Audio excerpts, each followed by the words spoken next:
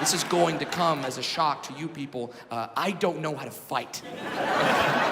No such thing as midget UFC, okay? Like, there should be midget UFC. That would be awesome. Like me and Wee Man in a ball pit at Chuck E. Cheese. Like, let's get it on. You know what I mean? It's not.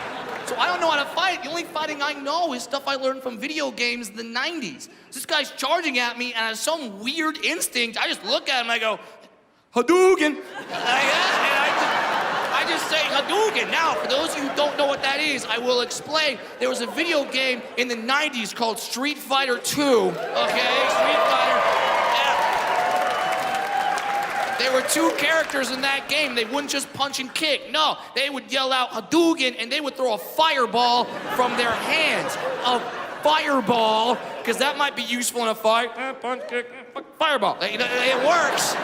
And that's right. I'm like, I don't know, Hadouken. I just yelled it out. You think I'm crazy, but this shows you how much people don't know about little people. I yelled out Hadouken. This guy flinched, and then like ran away. He ran away.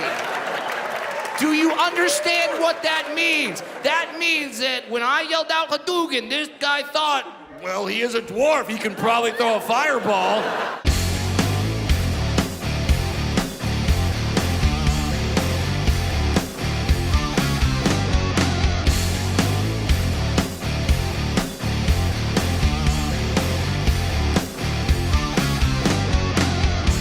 What's going on, everybody? Welcome to the Rhythm Section Podcast. That's Jeff. That's Derrick. Aduga. I'd run away. Thank you for being here. This is the Rhythm Section Podcast, brought to you by SRP Studios. And this podcast, as you know, is here to, just throw that big, bright spotlight on this wonderful music community that we call Memphis. And we are having a blast doing it, aren't we, Jeff? We are. So let's talk to our audience, Jeff, and let's give them some insight on where they can find us. Oh, as you've heard us say time and time again, Facebook and YouTube are the video platforms, and all the audio streaming platforms. You can get us at Pandora and Apple and Stitcher and all those great places. Audible. Anywhere you get your podcast, we're there. 6 p.m. Central every Monday. You will find us on YouTube and Facebook with our full video. And then, like you said, all those audio platforms are in the morning. Also, you will be seeing clips of this episode throughout the week. Linktree. Go click that Linktree. That will take you everywhere. It's the one-stop shop for everything that me and Jeff are talking about. Yep. You want to help support this podcast and donate to our tip jar? Click that Patreon link for more information. And of course, we have merch at Boba Cream, 131 West Commerce Street in Hernando. Shirts, hats, coffee mugs, and tumblers, and now stickers. Yeah. So go ahead and grab you a sticker while you're there. msbobacream.com, and parental discretion is advised. Man, yeah.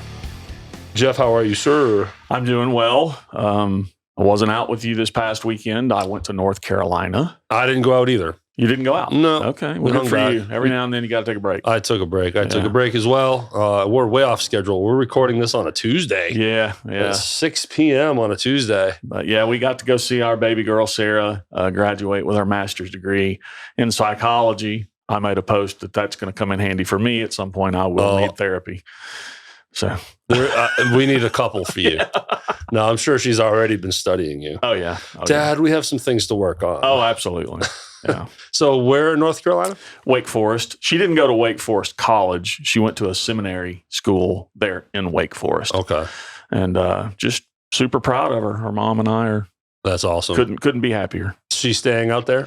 Yep. She has decided that is home.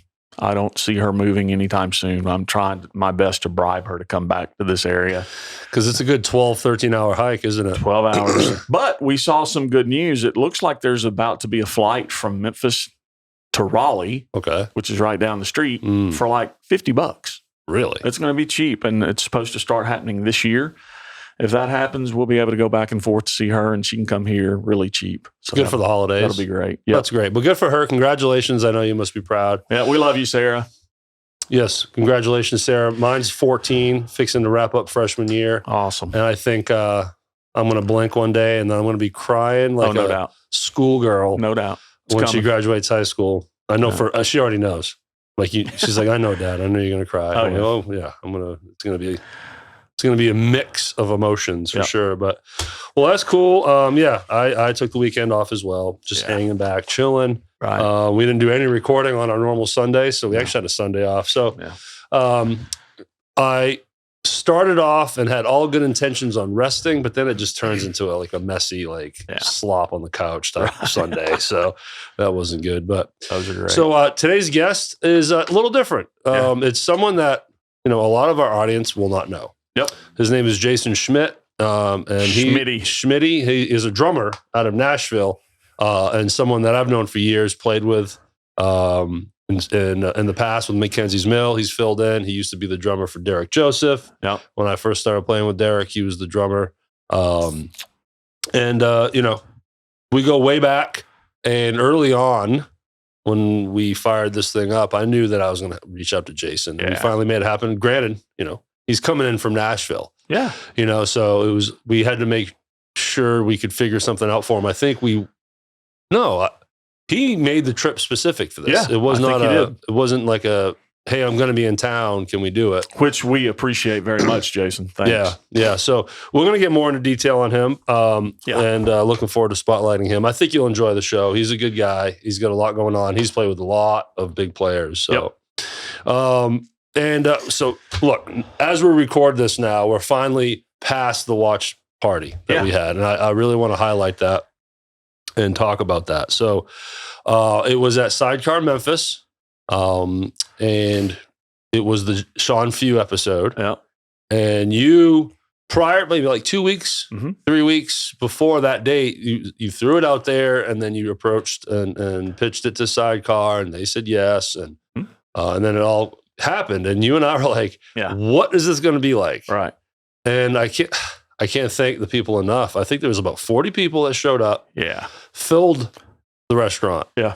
And I couldn't be happier with that turnout. And I got a PM from the guy who runs Sidecar the next day, and he was like, we weren't really prepared for that many people. We'll be more prepared next time. That's awesome. And that's what we want. We want you guys to come, so many to show up that they're freaking out again. Yeah. So Alex, please throw up some photos now if you haven't already.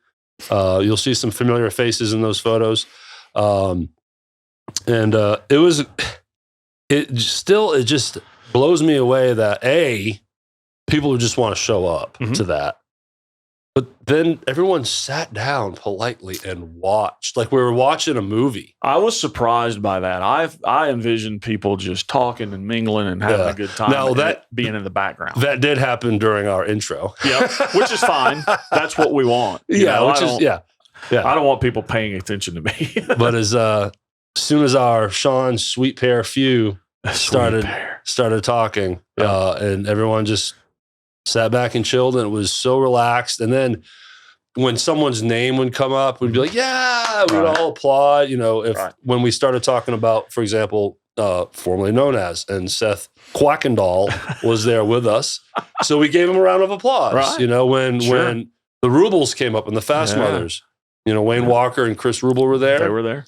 They got a round of applause. It was just such a neat communal feel. So I can't thank you all enough. Actually, Jeff, I forgot. You wrote all their names down. So please list off the names that showed up, please. No. Thanks to everybody who showed up. So the next one is June 12th, correct? Let me make sure. Just to remind everybody, we're going to be doing this for the time being. We're doing it once a month, second Monday of every month. Yeah, so June 12th is the next one. Yeah, and you will always see me out there pushing and promoting it a couple of weeks before it happens. I'll send out invites to everybody, so you'll know all about it. We're going to be putting out a good event post again with a nice graphic. Sidecar Memphis, absolutely, on Whitten Road. Yes, that is the location. We had a few that accidentally went to South Haven. Yeah. So we apologize for that confusion. And Bubba Atkinson, I've got to mention him by name because this guy, time and time again, he comes through. Keep talking. Keep going. Yeah. He, of course, he did a great favor for Sean Few that we talked about in that episode where he bought one of Sean's Kiss memorabilia pieces and gave it back to Sean. And he was kind enough to bring the drum head that I wanted for Fever Tree that's signed by all of them. And he outbid me on it. And I had just made a joke on Facebook about being a little upset over that. And the guy just brings it and gives it to me. And it's here in the studio.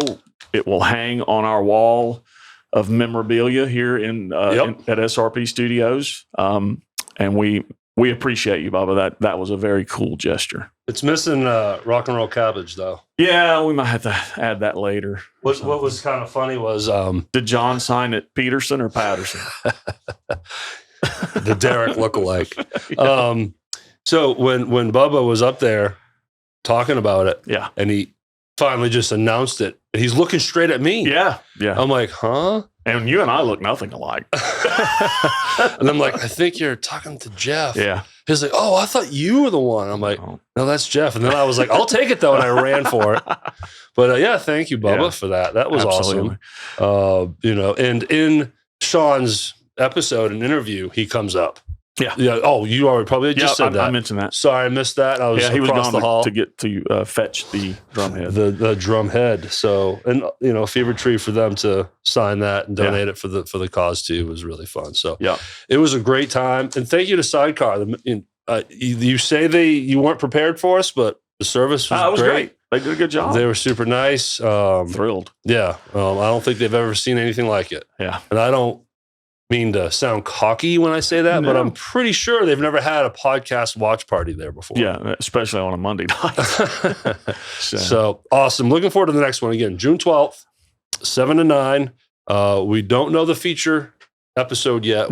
We know who we want, but it hasn't been recorded yet. So we'll let you know that in a week or two.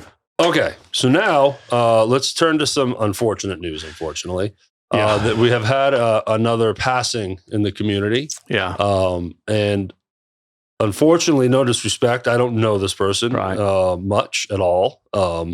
And you brought this to my attention, actually. Yeah. Is it Burroughs? Tommy Burroughs. Tommy Burroughs. All right. So I'm going to let you read something about him. Right. In the meantime, we're going to throw up some pictures of Tommy, courtesy of Danny Day. Mm-hmm. These are photos from Danny Day that he made a post of, and he let me go grab those for this moment. So thank you for the photos, Danny.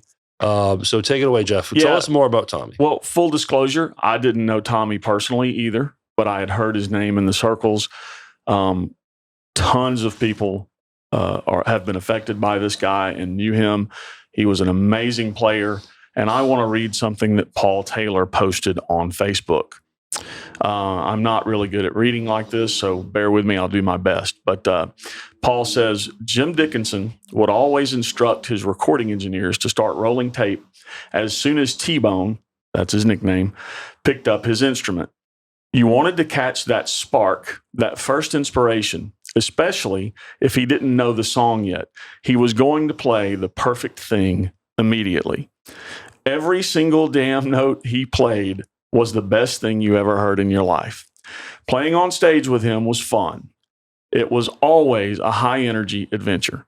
He lifted the bandstand like no one I've ever played with, and I've played with all the Memphis guitar greats, even including Eric Gales, Sean, I'm assuming that's Sean Lane. Tommy just had an electrifying thing that was just somehow more confounding, dumbfounding to witness, and more beautiful to hear than any of us could ever hope for. On electric guitar, acoustic guitar, fiddle, mandolin, it didn't matter. Hell, I heard him absolutely tear up an upright bass one time. I also just once saw him sit in at the piano and sound like Jerry Lee at his country best, singing too. I'm sure he was a killer drummer.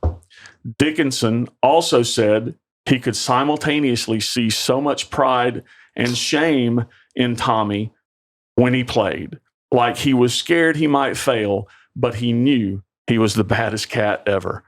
I think that translates to the way that through sheer willpower, he just played the impossible. He did the same thing with cancer. He defied the odds and absolutely willed himself to last years longer than the doctors thought he would. He was the nicest, sweetest, kindest, raddest, funniest dude. My God, I just feel so damn lucky to have shared the stage with him a great many times over the years. I love you, Tommy. Say hello to my dad and Holder, that's Jack Holder, Jameson, Harry, Tony, Hampton, Dickinson, Sid, and Fry for us. We will not forget the baddest cat that ever came out of Memphis. All hail T-Bone. Oh, and fuck cancer. That's a hell of a post. That's a hell of a post. Thanks for reading it. Yeah, and I got to tell you, our buddy Jeff Cobble knew Tommy very well. Oh, he did? Yeah. Okay. So I'm sure that this news has hit Jeff. I haven't reached out to him today, but that post says it all, man. The music community has lost another amazing musician, and everybody's hurting and reeling, and we'll get through it. But rest in peace, Tommy T-Bone Burroughs. Yeah, and one of those deals where I'm going to get to know him now because of the posts that are fixing to file through. I've already seen a ton coming through, and it's interesting being from our perspective, or at least I didn't know this person's name existed, and then out of nowhere you text me like, hey man, we need to talk about this gentleman. I was like, okay, absolutely. I only saw him play live one time. I believe it was at Neil's. It's been many years ago. I don't know why I was there, but he happened to be doing an acoustic gig.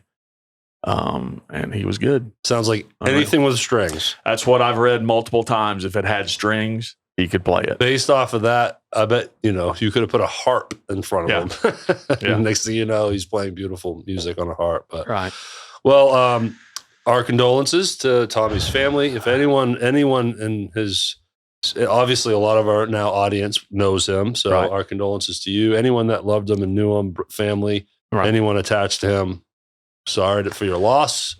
But if this community does anything, it's they come together and pray for these things, and they get each other's back. So I'm sure, much like our friend Pete Mandillo. It's unfortunate, but hopefully he went having really enjoyed everything he was doing musically. Yeah, we just hear time and time again about cancer being, like the post said, cancer sucks. It's just terrible. It does. It's happening over and over again. But, let's think back on the times that we were able to have with these people and smile about that and not focus on the part that sucks. That's right. That's why all those pictures are awesome. Like pop up. Yep.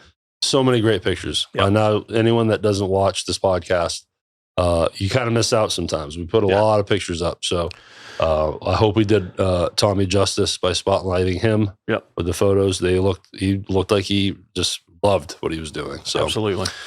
Well, all right, man. Let's move on to our guest today. Yeah. How about that? So again, Jason Schmidt. Jason Schmidty Schmidt. And great drummer. He was a longtime player with Jason Michael Carroll. And I've seen a video on YouTube of him playing with Jason Michael Carroll, and boy, they tore it up. He literally toured with Pam Tillis. Wow. And he used to tell us fun stories about their time on the bus and how chill she was, and didn't use the back lounge for herself. They call it the ego room. I forget, the artist will, instead of it being a lounge with a couch, it's a bed, which I get. Total respect. She didn't want none of that, and she's bunking it just like everybody else. That's awesome. And he said that it was just a pleasure touring with her. Of course, we get into his influences, and we also talk about his studio. He's got a great studio in Nashville called Stillwater Sound. By now, Alex, I'm sure you've got some pictures going up right now. He's a great producer, songwriter. He's working on a percussion album, an instrumental. Can't wait to hear that. Yeah. So we dive into all that. But what I failed to reiterate is the fact that I've played with him with Derek Joseph. Yeah. That's how I got to know him. And he played with you guys before I got the spot. Yeah. And that was daunting for me to know, because you guys all spoke so highly of this dude. Yeah. And I knew I had some big shoes to fill, and I had to be on my game to replace him. Yeah. And it was it stressed me out just a little bit. Well, we called him. He was unavailable. Thanks, Jason. I appreciate you telling him to F off. So I bust around with him. Definitely 19, maybe 18. Even with COVID in 2020, there was a pocket of Wisconsin that just didn't have the pandemic at all. They didn't give a shit. Right. So we still was able to get up there on a weekend in June. That was fun. And then we kind of all took 21 off. I did. I know that. I think they went out with a different bass player for that year. And then rolling into no, you and I started them in 21. Yeah, right? That was us. Yeah, we did the 21 summer. We didn't have a booked schedule by any stretch. Oh, it was later 21. 21. We did some shows here and there. So I know I didn't play for 16 months. Yeah. So it was later. Yeah, when you finally decided to pick it back up, I ended up being the drummer. Yeah. That was cool. Yeah, and then I quit. Yeah. We're pretty much done right now. But it was fun that you and I got to. It was a blast. All the different things we've done together. We got to go on a bus. Mm-hmm. That was fun. So, All right. Well, look, again, our hearts, thoughts and prayers to Tommy Burroughs and his family and all his friends. And the Memphis music the community. Watch party. Yeah. Check it out, June 12th. Yep. Sidecar Memphis. And 7 to 9. Guys, show Jason Schmidt some love. This guy, he's not a Memphis drummer. He's not a Memphis musician, but he is one hell of a musician. He deserves your respect and man, show him love. Comment, share, reach out to him and say hi. Right. He's a very personable dude, and he's all about meeting anybody and everybody. From word go, from day one, I almost flipped the two there. From word one, we always said that we think global. We're acting local, but we're thinking global. Yep. And just like when we had Danny Vaughn from Taikedo. Absolutely. So this Jason is not from here, but hey, he's a musician and he was happy enough to come here. And I hope you all learned something new from a new player. And like you said, go say hello, tag him, and he would enjoy that. So. And if you need some studio work done, go see the guy in Nashville. It's just 3 hours away. And look at the pictures of his studio. It's amazing. Yeah, his website's going to be in the description. You go to that and you can find everything else there. As always, SRP Studios. Click that Patreon link if you want to support us in that tip jar. And go to Boba Cream. Yeah. Shirts, hats, coffee mugs, tumblers, and now stickers. And we will have merchandise with us at all the watch parties. So if you want a T-shirt or a hat or something like that, see us and ask us about it because we will have that stuff there. Absolutely. 131 West Carmer Street, Hernando is our retail spot. Yep. All right, Jeff, thanks for doing this again today. Absolutely. And congratulations on your daughter. It's all awesome. her and her mother. I just kind of hang out. That doesn't surprise me. Thanks, everybody. Thanks, we love guys. You. Take care.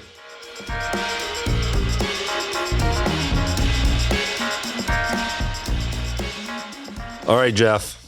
We finally have someone from Nashville in the studio and a good friend of mine, someone that I've played with. We have history together, and it's Mr. Jason Schmidt. Thank you for having me, guys. Man, thanks for being here. Drummer extraordinaire, this guy. We can't cover all the stuff, all the bands and projects he's been a part of, really. He's been doing it for a long time. But Jason, man, thanks for making the drive specific for this today. Yeah, absolutely. Yeah. I'm glad to be here. I think a lot of our guests coming from, the Arlington area, which is a good probably 50-minute drive here. Well, you made a 3.5-hour drive to be on this, so it's worth it. Yeah. we do appreciate that for sure. No problem. Yeah, man, how you been? Been doing well. I tried not to talk to you too much at the beginning here, even though we talked the whole time before the show. But it's good to catch up with you. Absolutely. It's been a while since we've seen each other, so it's good to see you. Yeah, so anyone that doesn't know, Jason Schmidt is an on-demand drummer, straight up. I know you're going to be modest and not think that, but I appreciate that. Well, at least Nashville's grown so much. I don't know who knows who, but I know when I lived there in 2005 through 2010 and on, like everyone knew Jason Schmidt. Well, thank you. And you definitely played with some pretty high level people, which is great, like Florida Georgia Line, Jason Michael Carroll. We've mentioned all this stuff in the intro by now, but so what are you up to lately? What's going on with you? Been doing a lot of work in my studio, which is that I built. Stillwater Sound. Yep, Stillwater Sound. Yeah. I converted the entire top level of my house into a recording studio. And it looks awesome too. Thank you very much. Yeah. Yeah, and we'll get some pictures to put up to show it because it's pretty damn phenomenal looking studio. I appreciate it. Yeah, it was a dream come true. I got some really good contractors that took my vision and my kind of ideas and designs and then made it all work. So it was like everything I ever wanted in a space. So I was really lucky that I found the house that I could build it in. Yeah. And I forgot to mention, we should mention Derrick Joseph. Yeah, absolutely. Only once. Absolutely. That's all he gets. Yeah. No, but I bring him up. We can talk more in depth, but I bring him up obviously because you and I played with him together. Absolutely. And did some traveling with him. And there was a point where we rolled the bus to your house to drop you off. Yeah. And that was, I want to say pre-COVID. Yeah, it was. And I remember then your garage was full of gear. You're like, yeah, man, I'm working on a studio upstairs. And so, yeah, it's cool that it finally came to realization. Yeah, I'm glad we started the construction in 2019 and then we finished it in July of 2019. And then I took a little break for a bit, and then we started putting it together in the end of 2020 into 2021. And then we've been going strong since then and really like hitting it hard in 2022 and 2023. You had plenty of time in 2020, didn't you? Yes, I did.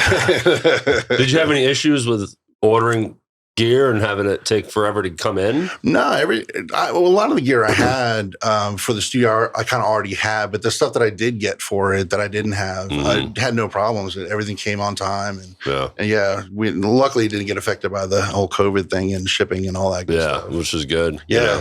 The music companies had it together, but I would gather like guitar manufacturers though got since they had to shut down, the amount of merchandise, I'll call it, whatever, like the backlog of guitars ran out. So now it's right. Is that like, as far as from what I've heard, like they've been playing catch up ever since. Yeah, like Fender and Gibson, it's hard to get. If you order something custom, it takes a minute. Right. Yeah, it shut down the stick company that I use, Regal Tip. They're in New York and they have the tightest restrictions, so they had to close the whole factory for like almost a year. Yeah, so that's going to put you behind. Yeah, way behind. Nuts. I mean, it's one thing to be behind that could. I'm glad they survived. Yeah. Yes. Well, the good thing is that they have loyal customers, so and artists that play for them. So luckily they've been able to stay with it. So Derrick Joseph. Yes. So let's talk about if we don't talk about him, he'll get upset at us. So you started playing with him quite a while ago, right? Yeah, I believe if memory serves me, it was 2008.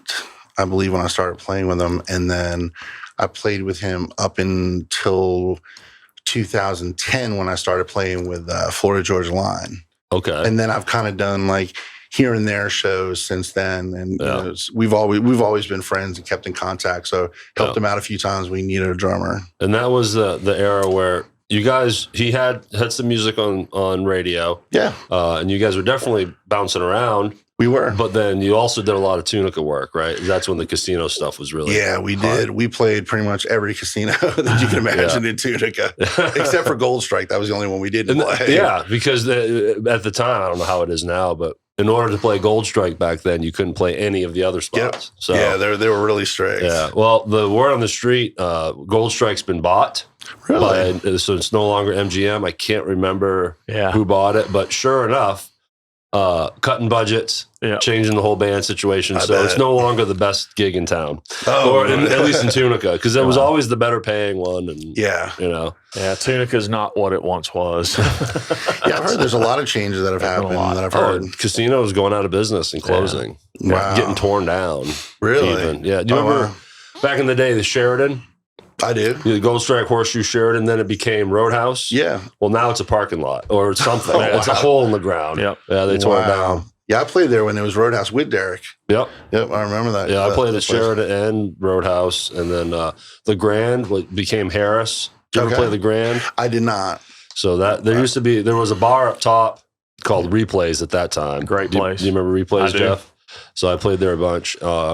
And that whole casino is closed. It has been for years. I met one of my country music idols in Replays. Okay. Tracy Lawrence. Oh, nice. He played in replays? He didn't play there. He played, I think it was maybe the Bluesville. Yeah. And then I just happened to be up there, and it was him and Mark Chestnut and Joe Diffie. Man, it's like 90s icons. Yeah, that's a serious lineup. I saw Tracy and Mark Chestnut. I didn't get to see Joe Diffie in there, but they just came in to hang out, and I was one of those fanboys that said, "Hey man, love your stuff," and he's like, "Okay, thanks." Bluesville's always been good for those big legacy acts that come through. Like Huey Lewis be there like every year. I wish I'm I would sad love I to never see got him. I'm so sad I never Me caught too. him now. He can't sing. Well, his hearing is all toasted. That's so, sad. I always loved his voice. He was phenomenal. The band was great. Too. Oh, yeah, really tight. So it's a bummer I never got to see them. So, well, let's talk about some history here. So, where are you originally from? It's New York, right? That's where I grew up. I was actually born in Lynn, Massachusetts, which is right outside of Boston. That's right. And then I lived there till I was 3. And my dad worked for American Airlines. So he got a promotion and transferred to Kennedy Airport in New York. So then we lived on Long Island. And I lived there from 3 till I was 15. Oh, formative years. Yeah, formative years. In So that's, Long Island. Yep. I'm surprised you don't have an accent. My dad never had an accent either. And I, that's where I kind of learned how to talk was, listening to him. When I first got in the South, you could definitely tell I was from the North. Sure, yeah. But I didn't really get that, typical New York accent. Yeah. I mean, when I moved, I was straight Yankee from Maine. We're going to bring up Maine. Wicked good, wicked this, wicked that. Yeah. But it took 6 months before I was already saying fixin' to and y'all. Yeah. And I'll never say it made me have a Southern voice, but it brought me closer to the center. Yeah. I think so too. You know, it made me more non-regional. I don't say wicked anything anymore. I'm non-regional. No, you're Southern, boy. You're Southern. But so how did you land in Maine? So when I was 15, I moved out of my parents' house and went up and lived with my grandparents. And, That's right. And then I finished high school there at Old Town High School. Yeah, up near Bangor. Yeah, right near Bangor, Norna. Yeah. And so I've had family that have lived in that area for years and years. That's great. So I went there and finished high school, and then I moved back to North Carolina in 92. Oh, 92. Yeah. Oh, wow. Okay. So, yeah, when you were in Maine, I was, late junior high, early high school in Sanford, Maine, which is south. Yep. 4 hours south. But I went to college in Bangor at Husson College. Oh, yeah. New England School of Communications. One of the first records I ever played on was a rock band I was in high school called Stage 2. And we actually recorded at Husson in that exact place. That's awesome. Yeah, they're a huge school now. As far as Husson was always accredited school. Oh, definitely. But when I was at New England School of Communications, it was still grassroots and small and not accredited, but it was fun, man. And we were all the freaks. We'd share the big campus with all the cool business major students, and we were the weirdos. I loved it. It's great. I thought everyone that we met was super cool. Yeah. I had a blast. We were the cooler ones, for sure. Oh, definitely. Absolutely. Because we were the freaks and geeks, man. So I know you and I both have an affection for Moxie. Yes. I love this stuff. Yeah. My grandfather, that was like his favorite soda. And he ended up, as he got older, getting diabetes. And that was like his treat. When his numbers were good, my grandmother would let him have some Moxie. And cancel out. So anyone that doesn't know, Moxie is a very regional-wise, very specific to Maine. Yes. And it's, I don't know how to explain it. It's a cola. A soda. It's a soda. It's a cola. But man, it just has its own very stout flavor. Okay. It's not for everybody. No, definitely not. But I grew up with my grandmother drinking it. You know? Yeah, same thing. I think I guess for people who've never had it, it would be like a cross between like a root beer and like a sarsaparilla. Yeah. It's but very unique of its own. Yeah, I mean it's got a little bite to it. You got people up there that can send us a 6-pack?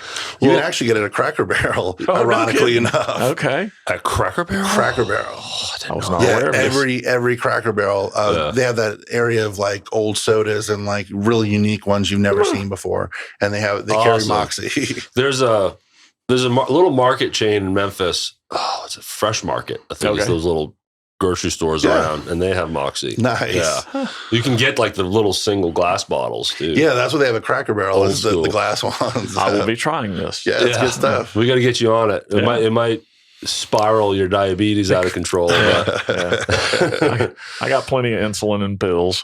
There you go. So Old Town, man, they have, well, at least had this theater that I think it was like Tuesday nights was college night, and it was $1 for a movie, that a long run movie, like none of one of the new releases, but oh my god, that place used to pack out. Oh yeah. Did you ever do that? No, that I think if it's the theater I'm thinking about, that happened after I left. Yeah. After I graduated, they started doing that. Yeah, I was up there in 97 through 99. Nice. Yeah, and lived in the campus. So when school was in session, I lived in Bangor. It was fun. Yeah. That's a cool city. I mean, there's definitely like old buildings, and there's like, suburban areas and stuff like that. Stephen King's house. You can which drive is pretty by cool. See the wrought iron spiders on the fence. Yeah, big red mansion. Yep, it's huge. Yeah, it's awesome. Cool. So what was the bridge to Nashville? How did that happen? So basically, a friend of mine, Dom McManus, was playing for an artist named Phil Vaught, and he was his band leader. I remember Phil Vaught. Yeah, he used to play the Wild Horse, and he's played all over the country. Amazing singer. Yeah. And we were in a band in North Carolina together with Jason Duggins, also, who plays in Montgomery Gentry, and he sings all of Troy Gentry's parts. Bass player. Yes, I know Jason phenomenal. Duggins. Yeah. Phenomenal singer and bass player. So we were in a band together in North Carolina.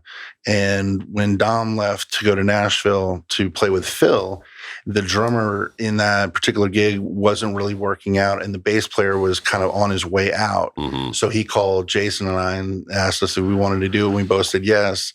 So we came into town and jumped right into a gig and hit the road like the first weekend we got here. Yeah, man. Yeah. That's awesome, coming in as a team with a gig ready for you. It was cool because, and we also had a good friend of mine, David Stallings, on acoustic, and another North Carolina guy. So we all knew each other really well, and it was fun going on the road. And Phil's set was really fun. I mean, there was all kinds of stuff from Foreigner to Journey, and then Vince Gill, and cool. Because he can hit all the notes that most people can't hit. So we know what kind of voice he had. Oh yeah. He literally is probably like the best singer I've ever worked with. What year is this now?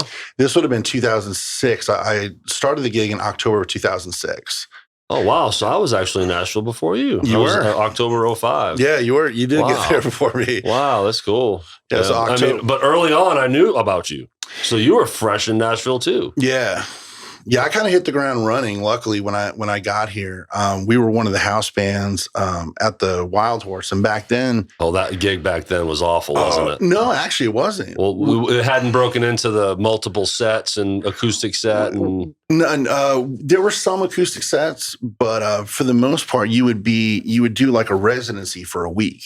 Oh, cool, like a casino. Yeah, so it was cool. We'd come in, we'd load in on a Monday, do a sound check, and then obviously they'd save the mixes, and we'd play there throughout the week.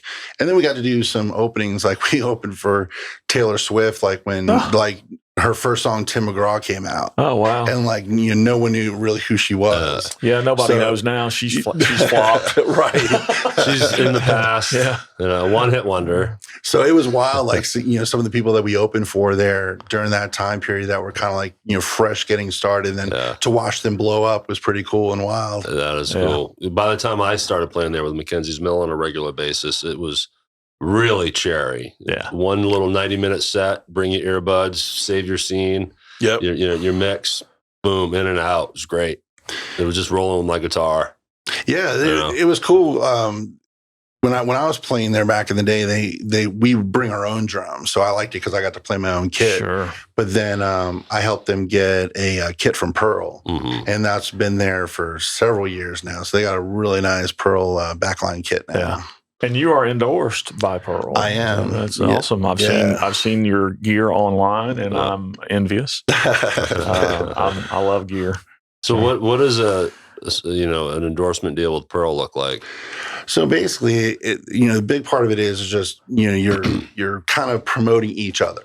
So, they've been great to me and, post about, tours I've been on and records I've played on and just showing off my gear that I have. And then I do the same thing. I'm posting and promoting their stuff. And, when I'm out meeting people and talking to other drummers, obviously I'm letting them know about the cool stuff Pearl's doing. And it's just like a cross promotion kind of thing. Sure. And they provide backline because I've rehearsed with you several times at SIR. Yes. One of the big rehearsal spots in Nashville. And they would roll some shells in for you, right? Yeah. So Pearl actually have two kits there now, but back then it was a Studio Birch kit.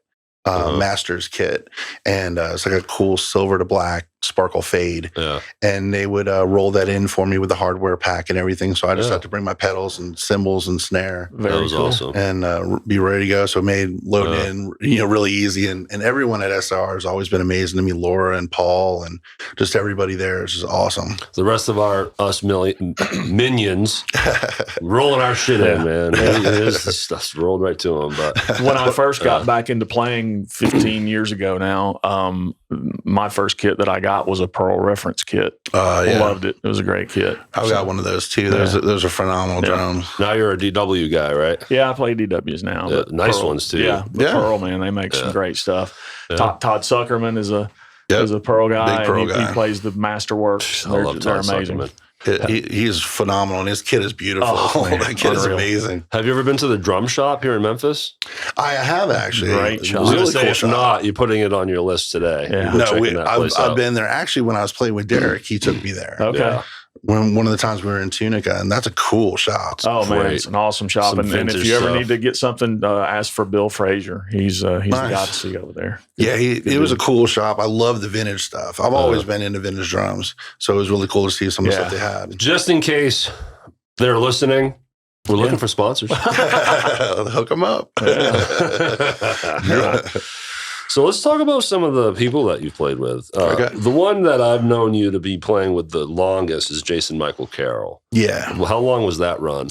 So I've actually had two runs with Jason. I played with him from 2000 to 2006, and then from 2016 to 2022. Wow, so 10-year gap in the middle. Yeah. That's great. So I played with all kinds of people during that gap.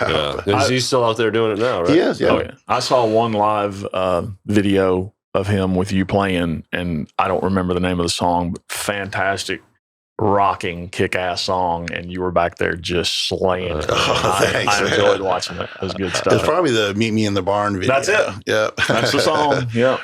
Great a country song called Meet Me in the Barn. Yeah.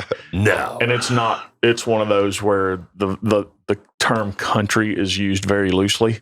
It's rock. It'll kick your teeth in. That was a fun one to play for sure. So when you had your first pocket with him and then the second, which one was his busiest? Well, it was wild kind of in both time periods. Like when I played with him before, we started off playing really kind of around the Raleigh, North Carolina area. We were one of the regular artists at a huge country club that sadly is no longer there called the Long Branch. Okay. And we would play there at least once a month. And then we kind of started branching out and playing like Wilmington. Then we started getting to Virginia.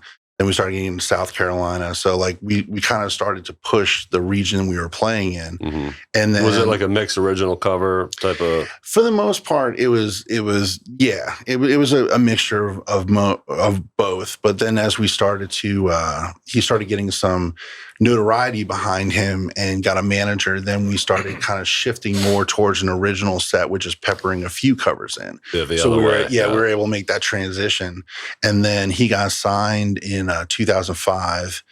And with who? Arista Records at the time. Oh, wow. Oh, that's a big hitter. Yeah, so he was with Arista, and then we started playing out and doing support shows like Montgomery Gentry and God, who else did we play for? Blake Shelton did a show with Rascal Flatts on a side stage that they were playing the main stage, and then his single came out and his record came out. And then I stopped playing with him, and then I moved to Nashville and started playing with other people. Really? Yeah, just before the pop. Yeah. So when you circle back 10 years later, I would gather, his career was a little different, right? Yeah, it was different. He still has a loyal fan base. So he goes out there and plays, and people still come and they like what they hear. And it was a fun gig, songs to play and stuff. And, we were playing a lot of festivals. He does a lot of festivals. He does a lot of fairs as well. Mm-hmm. And then, peppered in there would be club dates. There were some cool clubs that we would end up playing. Yeah, as you know, the fairs and festivals that help fill your summer up. Yeah, absolutely. And they come with crowds, so it's not like you need to sell tickets. But I mean, the more notoriety you have, the bigger check you get, right? But yeah, that's a known thing in Nashville, man. Come summertime, buses are flying out of there. Oh yeah, you're always gonna be hitting those fairs and festivals in the summer. But it was they were fun shows to play, and we would be all over the place. I mean, we'd go out on the West Coast and do an acoustic tour, just Jason and I. We'd go as far as Kansas. We'd be up in Michigan, New York, Pennsylvania, kind of all over the place. And, of course, all through the Southeast. Man, I had the pleasure of performing with you at Summerfest. Yes, that was a cool show. With Derrick Joseph. Yeah. We were on the Harley-Davidson stage. Yes, we were. It was a good side stage. That's a hell of a stage. Yeah, it's a big one. It was fun. It had some power. Yeah, I've seen photos and stuff from that gig, and it looked like a lot of fun. It was cool because the production staff was really good there. So when we got up, it didn't really take much to dial our monitors in, and they just had everything sounding great. Yeah, and it's not surprising that Wisconsin has the biggest music festival on earth. Yep, because I think you can agree too. Wisconsin's just a different state for music. It really is. I always would say, when we'd be up there with Jason or Florida Georgia Line, that they just are serious country fans. Yeah. They just love the music, and they come out and they're so supportive and just ready to have a good time. Yeah. There's a little mini chain, Red Rock Saloon. Yeah. In Madison and Milwaukee. It didn't. All you had to do was bring a good set, and if they knew you were from Nashville, 300 people would pack the bar. Yeah. I actually played there with you with Mackenzie's Mill when I was filling in. Yeah, and we had a fill-in guitar player too. Yeah. Which made for an interesting night. I bet. I got Justin on acoustic. Let's be real, Justin, if you're listening. He's not. I don't even think he knows I do this, but I was like the bass player that was just like, all right, I got to connect singers with a fill-in drummer and guitar player. it was an interesting night, but that's fun. That's a fun place, so. Yeah. Well, you want to talk about Florida Georgia Line? Sure.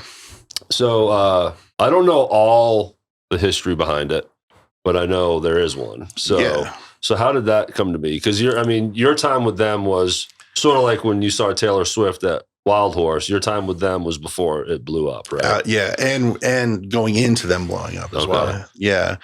So how I got that gig was they were putting together a package tour that was Chase Rice, Florida Georgia Line, and Brian Davis. And they had the idea of bringing one band that would back all three artists. And they had the Chase Rice and Florida Georgia Line already had a bass player, Tom Beaupre. They had a guitar player, Brian Bonds, and another guitar player, Tyler Shirelli. And Brian said, well, I want to bring the drummer. So, and I'd known Brian since 2005 in North Carolina, and I've known his brother forever too. So he called me up and said, hey, I'm doing this tour and I want you to come out and I think you're gonna have a great time. And so I came out and I learned both Chase and Florida Georgia Line's set. And we would just go out every night as Florida Georgia Line, and it just clicked every single night. Was Cruise part of the set yet? No, absolutely not. They hadn't had that written yet. No, it was stuff off their. They had an EP before so they released 2 EPs before the full length record came out. So the first EP, and I can't remember the name of it, but it had Black Tears and Backwoods Beauty Queen and a few songs like that were on that first one. So that's what the songs that we were playing out. And then as we were together as a band, they were starting to write Cruise and other songs that that everyone knows and loves now. And they own their own production company now, or a publishing company. Tree Vibes Music. Yeah, they just busted out, man. They blew up. But they're not together now. Is that correct? That's correct. Yeah, they split. Tyler's doing his solo stuff, and so is Brian. Yeah. Do they still have the publishing company? Or? I don't know. I'm not privy to that kind of information, but I believe they do actually. Though. Come on, Jason. I brought you here for a reason. I should have all the dirt. So let's talk influences, man. Who are some of your favorite drummers? For me, it all started with Ringo Starr. Nice. So when I was Never heard of him.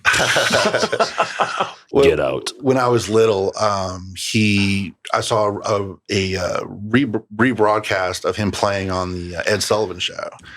And being a little kid, I was mesmerized by the way he would play, and he would tilt his head back and forth. So, that grabbed my attention, and just everything about the drums just intrigued me, from the time I was, really little, like 2-3 years old. Yeah. And I was just blown away by it. And so as I started actually learning to play, he was definitely an influence. I wanted to learn those Beatles songs and, the stuff off of Sgt. Pepper and Abbey Road and all those great records, so I started with that.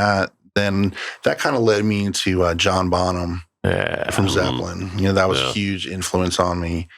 And both guys powerful in their own way, but Yes. they had the swing. Yes, I mean, absolutely. It's really obvious with John Bonham. But if you really study Ringo and people are like, oh, he's not a good drummer, it's just like, get out of here. Like, I got nothing for you. They're crazy. Yeah. He just had the swing, man. He did. He did. He had his own feel, and that's the thing. It's, one of the things I loved about, and you can say the same thing for Zeppelin, is that if you took any piece of those bands out, it wouldn't have been the same band. Absolutely. No one else could have played the stuff that Ringo played. He was absolutely perfect for that band. And the cool thing about those drummers, that they came from an era where feel and swing really mattered. Like now, everything's to a click. It's. I mean, drummers can still put that feel in there, but it's nowhere near what it was. Yeah, well, they had that jazz big band stuff to pull from, right? Yeah, absolutely. I mean, Ringo Starr, he didn't have Ringo Starr to model after. He didn't have John Bonham. Exactly. He had Krupa.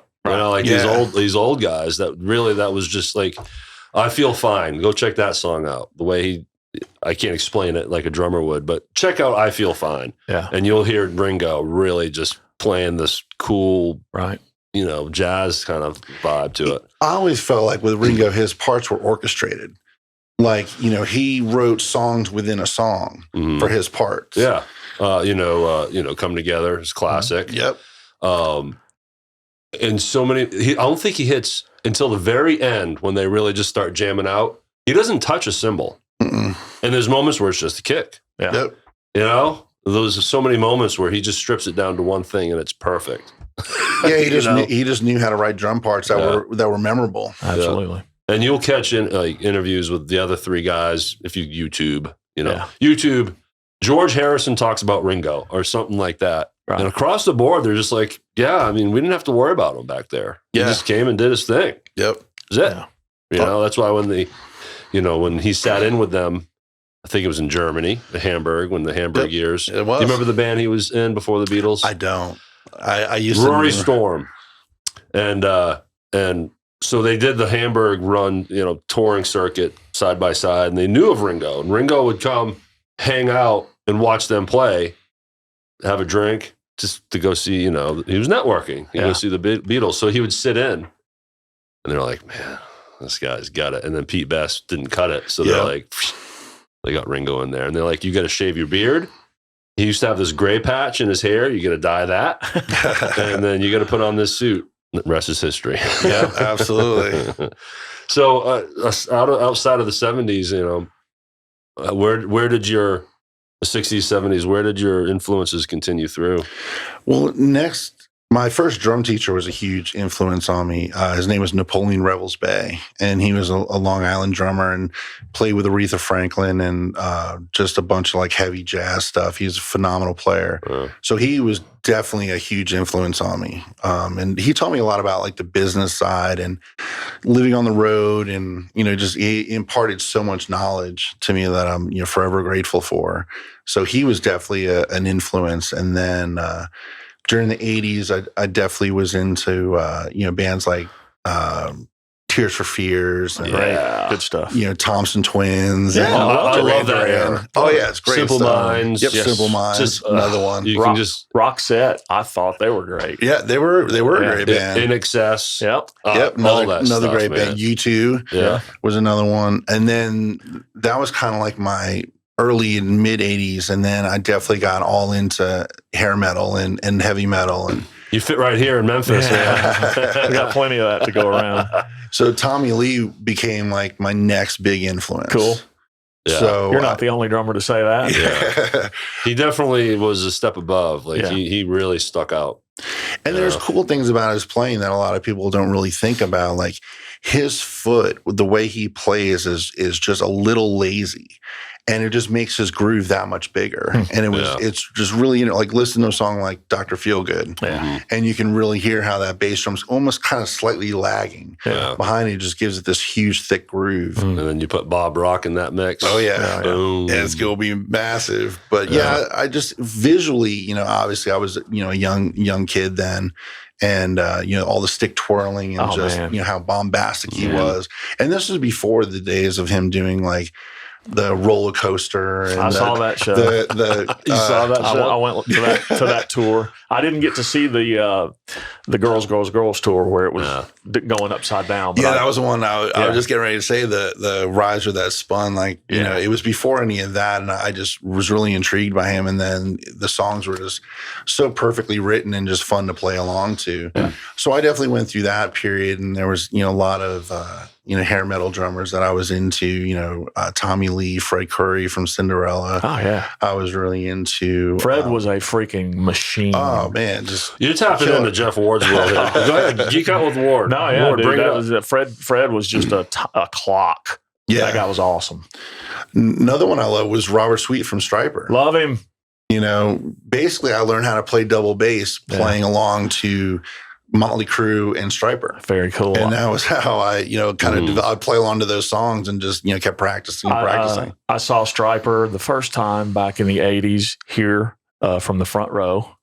And then I saw them again just several years ago at the Wild Horse. Yeah. I was probably at that show. Yeah, I went there.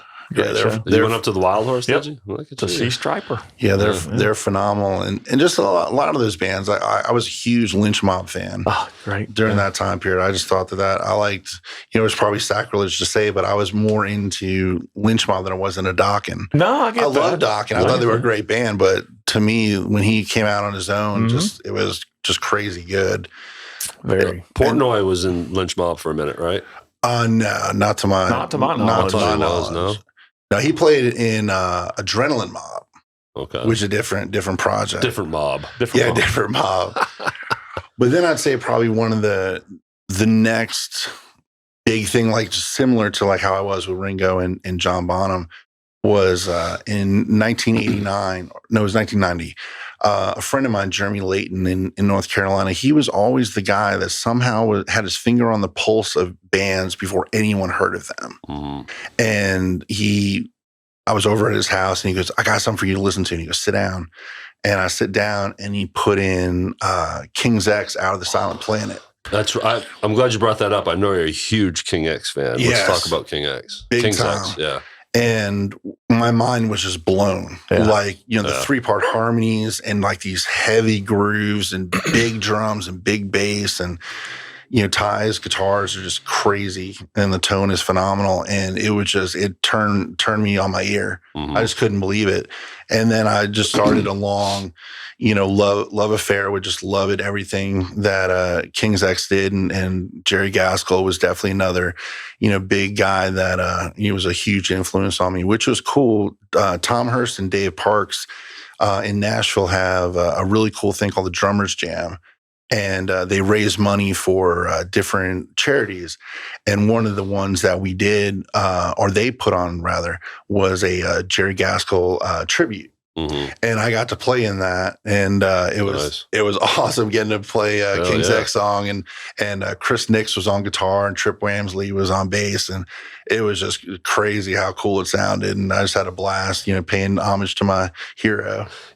Being I would say a fringe fan of King's X, only because I just didn't grow up with them, but in all the circles that I've been in over the years, that band always comes up. Yeah. So is it fair to say that for whatever reason, they didn't get the due they needed? Absolutely. Or deserved? Absolutely. Because they're hugely influenced on everyone is obvious, but You know, I mean, they didn't really have any huge commercial success, right?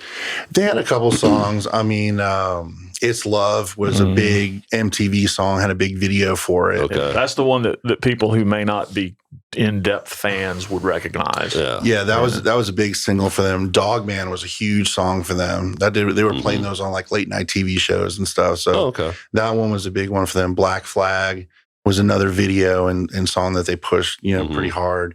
But yeah, I don't think they ever got their due. They're one of those bands that like musicians are all about. They're the musicians, right? Absolutely. And then there's like a cult following that they've had for years that still go out and see them play because they've never put on a bad show. I've probably seen 20 to 25 King's X shows in my life, and every single one of them was phenomenal. They don't miss a note, a vocal, anything. Awesome. Did they always remain three-piece? Yep, always been a three-piece. So they never did hey, let's throw in a second guitar player to cover parts. Yeah. No, they've always played three-piece, and when you hear them, how big they sound, and hear those three-part harmony vocals, it's just crazy. It's like heavy riffs with Beatles vocals, nice. And it's just phenomenal. Some good worlds colliding there. Absolutely.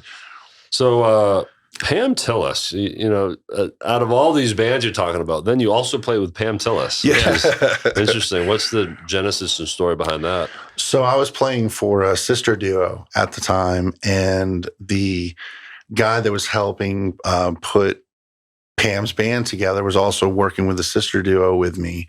And he played guitar for her, and a phenomenal guitar player from Nashville, Darren Favorite. And he's just one of the craziest guitar players I've ever heard, and just perfect in everything he does. And Pam sang on a song with the girls. So she was kind of mentoring them. So she came to a rehearsal and listened to me play with the sister duo and liked what she heard and told Darren. And then after rehearsal was like, oh, cool, you got the Pam Tillis gig. And I was like, what? Didn't know I was auditioning. I didn't know I was auditioning. That's great. So, so I went out with her for about a year, and it was phenomenal. Pam, not only is she just an amazing person and the biggest heart you'll ever see, but she's an incredible performer in every capacity. Her vocals, I mean, I had her vocals so high in my mix, but they sounded phenomenal every single night. And the way that she tells stories to the crowd, I mean, she just has everyone eating out of the palm of her hand. Yeah. And, a lot of people don't have that skill, or it's forced. And with her, everything is just natural. And that's what's going to make the best connection. Absolutely. And people definitely picked up on that. Yeah. And the players in the band were, crazy good. And her songs are amazing. I mean, she's got so many great songs. So it was really fun playing. I remember you telling me, with her stature, she absolutely could, demand the back lounge of the bus, which it's either a lounge or it's a bedroom. There's a term for it, like the ego room or something.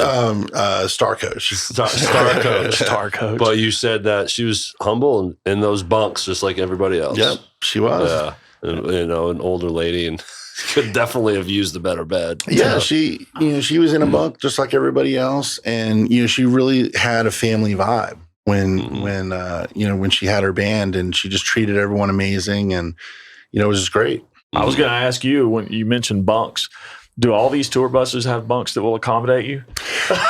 Barely. He takes the bottom one. You're a big dude. Because when he rolls out in the middle of the night, when you're hitting the rumble strips, it's a hard fall for Mr. Jason Schmidt. Yeah, I was smart. I always got the bottom bunk. If I couldn't get the bottom, I'd be in the front lounge sleeping. But yeah, I just barely fit. Like my feet are definitely at the wall when I'm in there. Because how tall are you? 6'4". Yeah, yeah. If anyone watching, you can tell this is a big fella here with us, but you're also tall. Yeah. So I can see how those would cramp up, man. Some of them, when they had the drop down TVs, when I would be on my side, my shoulder would be like right up against the TV. Yeah. Well, tell us about current stuff. I know you were telling us before we came on camera that you got a new gig. Yeah, I'm going to be playing with an artist named Kelly Daniels. Okay. And he's really talented, great voice. and a super nice guy. And I'm really looking forward to hitting the road with him starting in April. New single you said is dropping in April? Yep. April 22nd? I believe it's 22nd. Okay. Yeah. Kiss Me Goodbye. Cool. Is the name of the song. What kind of run is it going to be? Are you going to be doing a lot of the summer fests and? All that's kind of still being pieced together. Yeah. The first batch of stuff that we're doing is single release shows and promote, like to celebrate the release of the single. Right. More showcase type deals? Yeah, kind of, sort of, yeah. Short sets. Yeah. But then, we're going up to Chicago and playing like a big, party show, which will be a longer show. And, it's kind of branching up from there. Did you ever play Bub City? I have played Bub Chicago. City. Yeah, and I played Joe's. Me too. I love Joe's. It's such a great club. Who did we, Frankie Ballard. Yeah. I love me Frankie. and Mackenzie's Mill opened up for them there at Joe's. Yeah. Which is really cool. That's the only time I played Joe's. Did Bub City several times. He's always had a phenomenal band. And Frankie is a great singer and guitar player and a really nice guy. I had the experience to meet him when it was after my time with Florida Georgia Line. I subbed for Tim Horsley with a band called Miss Willie Brown, and they were a female duo, and then had Ryan Haas on guitar and Brian Allen on bass, who's a phenom bass player. If you don't know him, definitely look him up. And we were the opening act. We did a West Coast tour with them, and we were the opening act every night. And then depending on which city we played, John Party and Frankie Ballard would flip. And so I got to watch Frankie play every night with his band, and they were great. They were just phenomenal every night. They were solid. As was John's band. Yeah, yeah. So we touched on your studio at the beginning here, but let's dig deeper in terms of what your studio provides and how it operates and these session players that you might have. Yeah. Let's dig into, again, it's called Stillwater Sound, right? So if a band wants to record there, what's it like? So basically we're a full production studio. So we can do everything, from full band tracking to overdubs, mixing, mastering, the whole 9 yards. We've got Jonathan on fiddle that does all of our string arranging, and he's a phenomenal mandolin and fiddle player. And so we are able to do that, and then we also have a guy that does beat making for us, so we can delve into that kind of stuff and sound design, which is pretty popular in country music nowadays. It is, so that's a needed thing. Yeah, more loops are becoming more prominent.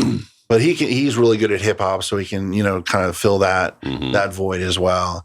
But we do everything, and then we also have a full staff of players that we're able to singer-songwriter comes in with songs. I'll get together with them and kind of go over all the songs and get the arrangements and everything down. Make the artist happy, and then we'll get the band together, and then we'll go in and we'll cut the songs and do what needs to be done. What kind of backline amps do you have? A lot of the stuff that we do, we've been using a Kemper actually. And is that a direct in? It's a direct in, and it's an amp modeler. And I was lucky just to get tons and tons and tons of models. So everything from Fender stuff to Marshall to Vox, even Dumble amps. I mean, this shit's so on point now, right? It's hard to even tell when listening to a song, right? Yeah, I mean, I'm sure purists can hear the difference between when a tube amp will break up a little bit and a model will break up a little bit. But all these models are modeled after an amp, so there's a process that goes through where they record the frequencies and the sounds through the amp and gets the speaker to reflex and all that kind of stuff when they make the model. So I mean, I think it's it's pretty close. I mean, it sounds good. And I'm coming from a place I have no idea how these things work, but are there subsettings where you can do like a Marshall with an SM57 or this other mic? Does it have that kind of modeling too? I think it does. I haven't really delved in that far into it. I know lots of guys use Kempers and can unlock all kinds of things. I mean, there's pedal settings. You can bring in effects pedals and stuff. There's all kinds of different ways you can tweak it and make each profile. And there's a manager too, a profile manager that you can plug, put on your computer and plug your Kemper into it, and then make adjustments through that, and then resave it back to the Who does your editing and mixing? Charlie Hubbs. His nickname is Chubbs. It works. Chubbs. Yeah, he's phenomenal. I mean, he's Grammy and Dove Award nominee, and just like one of the nicest, sweetest guys you'll ever meet, and incredibly talented at what he does. That's awesome. Well, I've been threatening to come visit you and see that studio, and I'm going to do it. And if you want to take a road trip one weekend, we need to go. Oh, I still have friends in Nashville. I go there all the time. Yeah, we got to go check it out because I'm fascinated by that aspect of things. We can sit here and talk drums all day. Yeah, but when you start talking the recording and the equipment that I saw on your website, I'm totally lost. Got no clue, and I would love to go just be a fly on the wall and see it. I'd love to have you guys anytime. Speaking of pictures, on your Facebook pages where I saw these and all your equipment, I'm glad I just thought of this. You're working on a percussion album. I am. Let's talk about that. So basically, I made a record back in 2000, ironically enough, and it's all multi-percussion stuff. So there's some drum set elements, and then there's drums from all over the world. I mean, your space in the pictures was just covered with percussion items I've never seen before. I mean, you had everything. I've been a big collector. I've always been fascinated by sounds and rhythm. So when I find different instruments I can play different sounds and rhythms on, it's always kind of piqued my interest. Mm-hmm. So I had a much smaller collection then, but I made a record in 2000. It was cool. It was fun. And, people liked it. And then I was like, I'm going to do another one. I've worked on so many other people's projects that I was like, I want to do something for myself. Mm-hmm. So I started taking time as I was flying back and forth to North Carolina to visit my family, and just started writing stuff while I was on the plane, and putting it in a manuscript notebook, and wrote everything over probably like a 4-month period. In like actual drum notation? Yeah. That's awesome. Yeah, actually notated everything out, and just did it on these planes. And then after that, Chubbs and I got together and started like actually tracking all the parts. Can't help but giggle. Chubbs. Well, that's awesome. What stage is it now? Is it being mixed? All of the drum and percussion tracking is done. Now we're doing some keyboard and sound design stuff. Oh, so you are going to add some of that like overtop melody and stuff. Some melody stuff, some drone notes and stuff like that the rhythms will play off of. So that will be the next step, and then after that I will go to mixing and then mastering, and then we'll release it. So I'm kind of hoping to get it out towards the tail end of the summer. Oh, cool. I heard there's this amazing triangle solo in there. Of course. Does the project have a name yet? Right at this point, I'm tentatively calling it Earth Tones. Okay. So I don't know if that's going to stick by the time it comes out, but that's kind of the tentative title right now. I mean, you'll overthink it. I will. Every other day. Absolutely. Like I've overthought the rest of the process. How many tracks? Right now it's at 11. Damn, man, that's awesome. Yeah, 11 tracks, and I got 2 other ideas that if I feel like it needs something else, I can kind of go on. And the track's already recorded. I would just have to throw some extra parts on there and mix those 2. But I'm pretty happy with the 11 that we did. I'm telling you right now, when it's done, get in touch with us. Absolutely. We'll help push that out for you. I appreciate that very much. We are big proponents of original music. You guys are. Sure. And really trying to help push that out as best we can, Do you have any idea how many hours you've spent on this project? Ooh, that's tough. Because I think that's a good question for maybe non-musicians to hear you answer, because I'm not sure people realize how much blood, sweat, and tears goes into something like this. Yeah. We probably... I think if memory serves me, I'm trying to think back. I think we Sorry to put you on the spot. No, you're fine. We love doing that, by the way. I believe I did 5 tracking days, and the tracking days were like between 8 and 10 hours per day. And so roughly 50 hours right there. Yeah. So because it's multi-percussion, so I would have to play like the main theme part first, and then keep playing each overdub of how it plays off of the main rhythm, and keep overthinking. And of course, should I add a quarter note there? I mean, I'm sure you're detailed like that. Yeah? Well, for the most part, I'd say like 80% of the record I played exactly like I composed it. And it was just like what was on the paper. Oh, that's right. You notated it out. Yeah. So you could just hear it in your head and kind of... Yeah. Because Frank Zappa was a freak like that too. There's stories about him being on planes and whatever, and notating not only a guitar melody, but everyone's stuff. Everyone's parts. That's crazy. But yeah, so back to so I'd say 80% of the record I played just like I composed it, and then as I was playing some parts, I was like, that would be cooler on a same rhythm but a different drum, or maybe I was on that on a particular drum and I'm like, this rhythm would actually be cooler. So I'd make the change on the chart, and then I'd play that whatever that part was. So I did make it little movable when I was making it. So if something trumped an idea that I already had, I would definitely go with a better idea. Do you have a general idea of when it will be mixed and finished? My hopes is end of the summer, like August. Okay, that's kind of my hopes, because we have I'll be out playing on the road, and my engineer is really busy as a mastering engineer, and we have other projects coming to the studio, so we kind of fill in my stuff around other studio dates. You got to make that money. Yeah, you got to get out there for sure. So that I think August would probably be a realistic time to. Well, I can't wait to hear it, man. And seriously, collaborate with us. Yeah, absolutely. I would love to. I appreciate that. Sure. Well, as we get close to wrapping up, I want to make this a little personal, Jason. Okay. And because I know that you are sober. Yes. And you and I have that in common. Yes, we do. It's cool to catch up with you, because last time I saw you, you had just quit drinking, I think. Yes. Yeah, that's right, because we went on a run with Derrick, and you weren't drinking. And then you realized, like me, that I've noticed for years now, it's pretty fucking boring, isn't it? No, I was kidding. No, but so let's talk about that. Obviously I have a soft spot in my heart for people that, make that move. So how long have you been sober? A little over 3 years. Yeah, that's awesome, man. Congratulations. Thank you, man. Appreciate it. Awesome. What do you, of course, your date. What's your soberversary date? The 4th of November. 4th of November. Yep. Mine's May 19, coming up. Nice. 9 years coming up. Right on, dude. Yeah, man. So that's awesome. Yeah, it's all, anytime you meet someone that is quitting alcohol, sobriety has many, things that, drugs or whatever it may be, but when it's alcohol, then there's that kinship, Yeah, and absolutely. I know that hell, man, when you're like, this shit is just messing my life up. Yeah. I can't get out of this mud. But then, you're wrapped up in a scene, and your life is playing music. And so good for you, man. Because I know you're surrounded by it. Like, when we go out on the road or we're playing in clubs and everything, we're just surrounded by it. Oh, yeah. And to be able to fight that off, man, that's admirable. I appreciate that.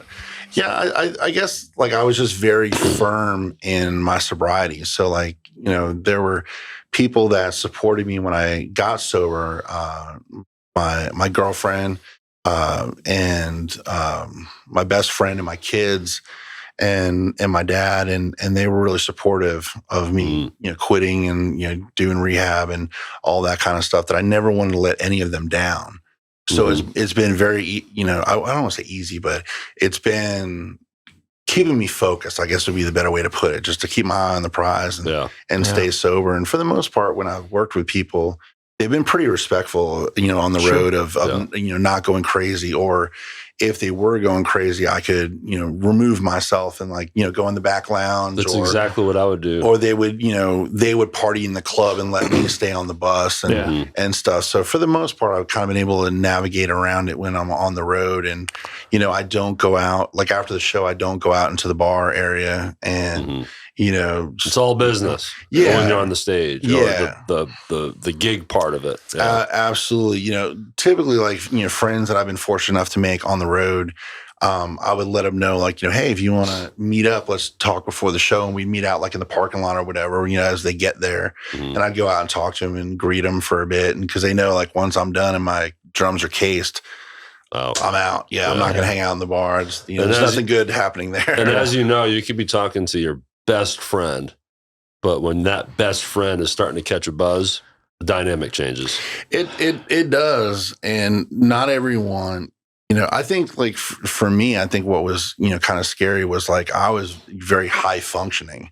Same here, man. Yeah, I mean, that's a problem. That's serious right there. So people, for the most part, like didn't really realize how much I was drinking because, I kept it together. I was able to have conversations. I wasn't falling down or slurring words or any of that kind of stuff. So, it was interesting to see because when I got, I guess wasn't realizing what was going on around me Yeah. in terms of like other people getting a buzz and drinking and stuff like that. And I think that after all of that, when I got sober and started hanging around with people, I noticed exactly that dynamic change. Like once, they kind of get like the little water in their eyes, and the face starts to get a little flushed. They start swirling. It's Yeah. hard to have a conversation with them. Absolutely. Like, you can feel the room turn.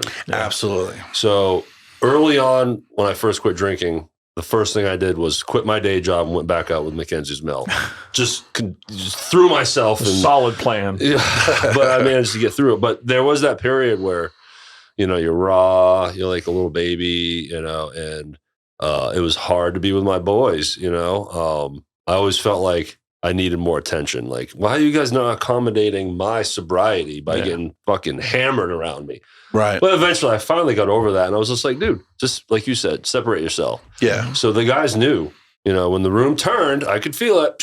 They'd give me the keys to the Suburban, and I'd hang out and watch Netflix by myself and feel comfortable doing it. Right. Yeah. Not feel like, oh man, I'm such a loser, I can't be part of the party. No, like, no, I'm glad I'm in the Suburban. Yeah. Yeah, I kind of went through the same thing that, when I removed myself from it, I always would have fun when I played on stage. That was my 90 minutes to 2 hours, that I get to have that release, because I always joked and said, I don't get paid to play, I get paid to travel. I play for free. Yes. So, I would have that time on stage that was always, a release. And then after that, I was totally fine with, not being a part of any of that stuff. I didn't miss it.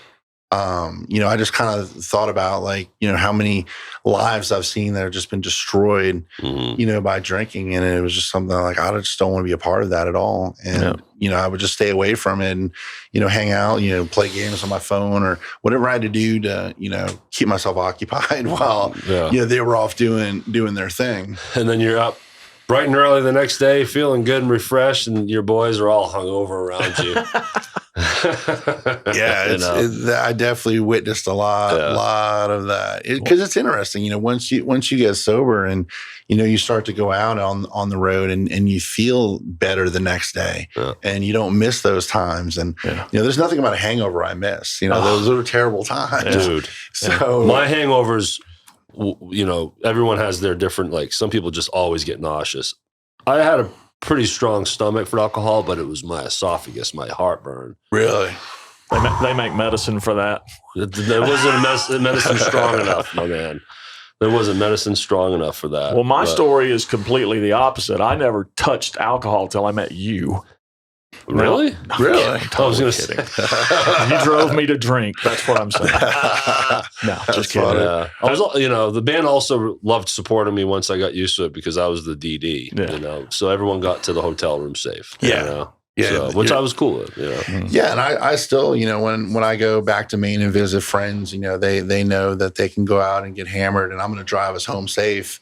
So they love it. They have a built-in DD every night. and since this podcast started, me and Jeff have made a very good effort to get out now and see these bands and become friends with them as they come as guests. Now we're just engulfing ourselves in the scene, and I'm going out every weekend, which I didn't do for years. Me either. So never have any issue with, wanting to drink, but then I'm like, man, if I was still that drinker I had, if all things are equal, but I was still that heavy drinker, if I went out Saturday night, I'm drinking off a hangover. Yeah. That's the drinking Saturday is to feel better from Friday. See, I've never gotten to that stage. You've seen me. I might drink this tonight, and then it may be 4 months before I touch it again. Yeah. I've just never had Which that. is great. Yeah. Yeah, that is great. I'm fortunate that way. I just never have felt that pull of. No, crack cocaine is a different story. Right. Yeah, heroin. Well, Schmidt, man, this has been awesome. Absolutely. Yes, Thank you so much for having me. Yeah, dude. And I look forward to hearing your album. And like I said, coordinate with us. I'd love to. I don't want to interfere with your plans on how you want to push everything out, but we will absolutely promote it. I really appreciate You know that. what I'm saying? Yeah, So you guys are awesome. and you guys you hang out in Memphis or this area for a minute, and then you go right back to Nashville. Right? I do. Yep. Man. And I've done that a few times. Yeah. The round trip in one day. Yeah, and absolutely no kidding. Thank you for making that trip just to do this. Oh, no problem. Awesome. That Yeah. makes I us feel had a good. blast today, so thanks Yeah. so much for having me. I had a Man, good time. honest, we got someone coming in an hour and a half, Yeah. don't we? Yeah. So I would say we'd go have lunch with you, but Yeah. totally invite ourselves in. Hey, you guys want to have lunch with us, don't you? No. So, well, before we say bye here, Jeff, let's talk to the audience again here and remind them what's going on. So, let's Linktree. Yeah. We'll take you to Facebook and all our platforms. Facebook, YouTube, Spotify, Stitcher, Apple, Pandora. We're everywhere. The whole thing. And the video drops on Mondays at 6 p.m. Facebook and YouTube is the best place to. YouTube's where we want you to go. Yeah, absolutely. 6 p.m. Central. By now, when you're listening to this episode with Jason, for the next 5 to 6 days, we're going to be pushing out a bunch of clips. Yep. Of parts of this interview. So engage with that, share away. It really does. We really do appreciate it. And then I have to, always mention Boba Cream now. If you want to see our merch in a retail location, we got shirts, mugs, tumblers, hats, Fanny packs. on shelves in Boba Cream, which is a bubble tea place right here in Hernando, 131 West Commerce Street, Hernando, msbobacream.com. Go say hi to Ryan and his wonderful wife, Darlene. It's a cool little family business. Go support them, patronize them, Yeah. and then buy 5 shirts. Yeah. And if you got a project you want to work on and go to Nashville to do it, check out Jason Schmidt and Stillwater Sound.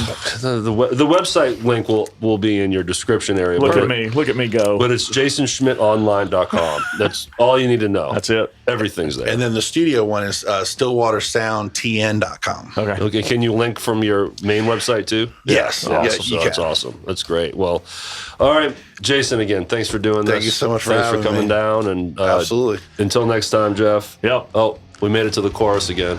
Don't let it run out. I called this the bridge once, and I'm like, it's probably more of like a chorus. Okay. Some new friends of ours, there's some big, heavy hitting musicians in town gave us this song. Nice. Yeah, so this is local made. That's awesome. We were like, hell yeah, we'll take it. Yeah. You know what I'm saying? Sounds cool to me. Yeah, man. All right, y'all. Thank you for watching and show Jason some love. Yes.